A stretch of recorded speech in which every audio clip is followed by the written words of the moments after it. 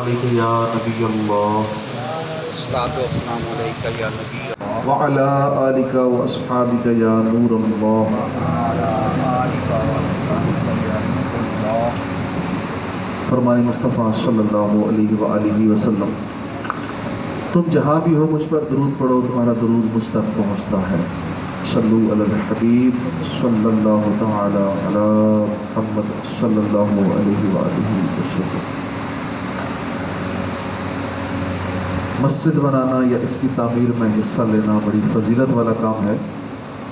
اللہ پاک قرآن کریم میں فرماتا ہے، پارہ 10 سورہ توبہ آیت نمبر 18، ترجمہ کنز العرفان، اللہ کی مسجدوں کو وہی آباد کرتے ہیں جو اللہ اور قیامت کے دن پر ایمان لاتے ہیں۔ اس آیت کی تفسیر میں لکھا ہے کہ مسجد بنانے، اسے آباد کرنے یا وہاں باجماعت نماز ادا کرنے کا شوق صحیح مومن ہونے کی علامت ہے۔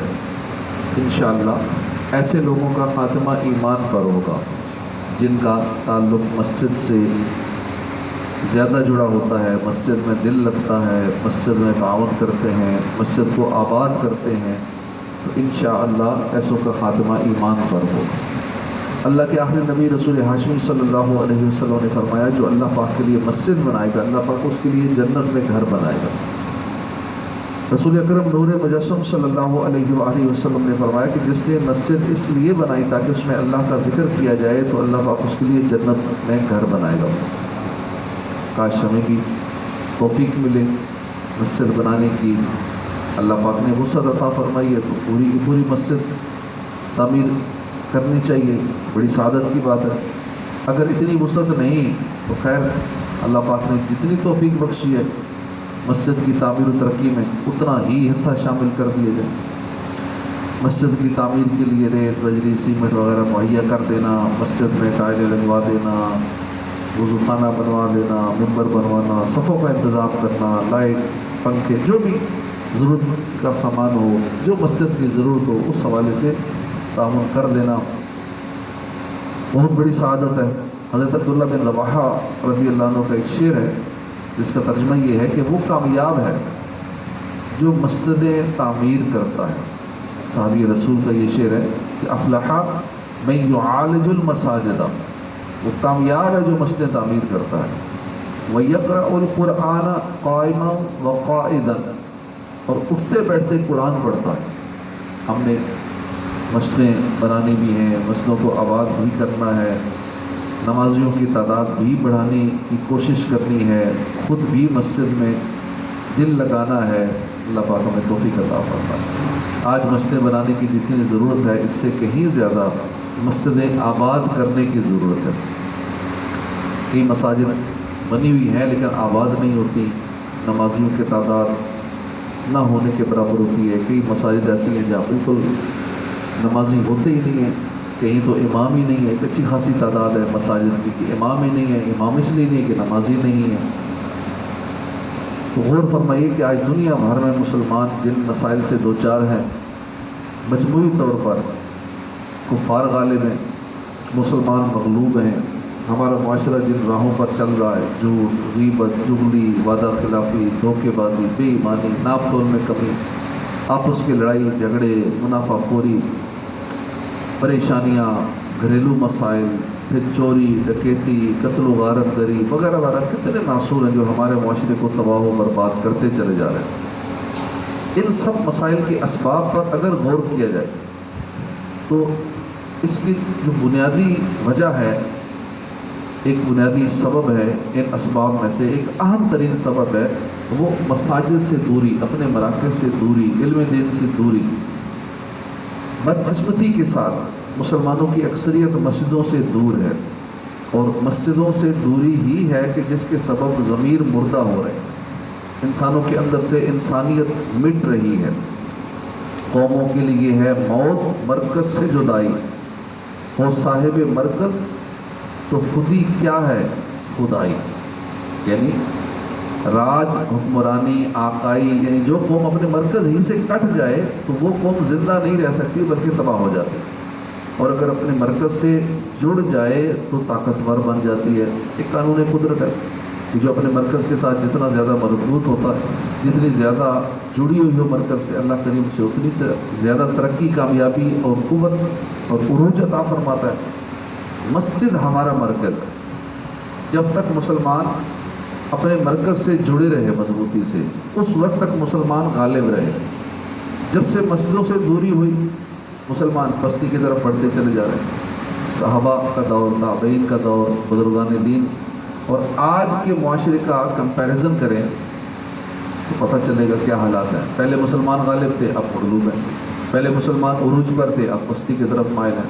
پہلے امانت داری زیادہ تھی، اب دھوکہ بازی، دغا بازی زیادہ ہے۔ پہلے حیا عام تھی، اب بے حیائی عام ہے۔ پہلے سچائی کا غلبہ تھا، اب جھوٹ کی کثرت ہے۔ پہلے خیر خواہی، اخوت و بھائی چارے کے جذبات غالب تھے، اب حسد، جیلسی، بھائی بھائی کا گریبان پکڑ رہا ہے، اخوت نام کو نہیں ہے، بھائی چارہ دم توڑتا چلا جا رہا ہے۔ سبب کیا ہے؟ اس کا بنیادی سبب ہے اپنے مرکز سے، مسجد سے دوری۔ پہلے کے مسلمان مسجد کے ساتھ جڑے رہتے تھے، مسجدوں میں دل لگتا تھا، بیٹھے رہتے تھے، درس و بیان سنتے تھے۔ یہ مسجد میں ایسے ہوتے تھے جیسے مچھلی پانی میں ہوتی ہے، مگر اب حالات ایسے ہیں کہ مسجد میں ایسے ہوتے ہیں جیسے پرندہ قید میں ہوتا ہے، کوشش کرتا ہے جلدی قید سے نکلوں، اڑ جاؤں۔ حضرت ابو طلحہ انصاری صحابی رسول ہیں، آپ کا ایک ننھا بیٹا تھا جس سے آپ بہت زیادہ پیار کرتے تھے۔ ایک مرتبہ آپ کا یہ بیٹا جس کا نام ابو عمیر تھا بیمار ہو گیا، بیماری شدت اختیار کرتی گئی۔ حضرت ابو طلحہ انصاری کو ان کی بہت فکر ہوئی، یہاں تک کہ بیٹے کی غم میں گھل گھل کر آپ بھی کمزور ہو گئے۔ مگر مسجد کے ساتھ محبت اور وابستگی دیکھیے کہ جن دنوں میں آپ کے شہزادے ابو عمیر بیمار تھے، ان دنوں میں بھی آپ کا معمول تھا کہ نماز فجر کے لیے مسجد جاتے تو نصف النہار تک، زوال تک مسجد ہی میں رہتے۔ حالانکہ بیٹا سخت بیمار ہے اور وہ بھی لاڈلا اور پیارا بیٹا، لیکن مسجد کا معمول پھر بھی نہیں ٹوٹا۔ فجر میں جاتے اور نصف النہار، زوال کے وقت تک مسجد ہی میں رہتے، پھر گھر آتے۔ پھر جب ظہر کا وقت ہو جاتا دوبارہ مسجد حاضر ہو جاتے، ظہر سے عصر تک، پھر عصر سے مغرب تک، یہاں تک کہ عشاء کی نماز مسجد میں باجماعت ادا کرنے کے بعد گھر آیا کرتے تھے۔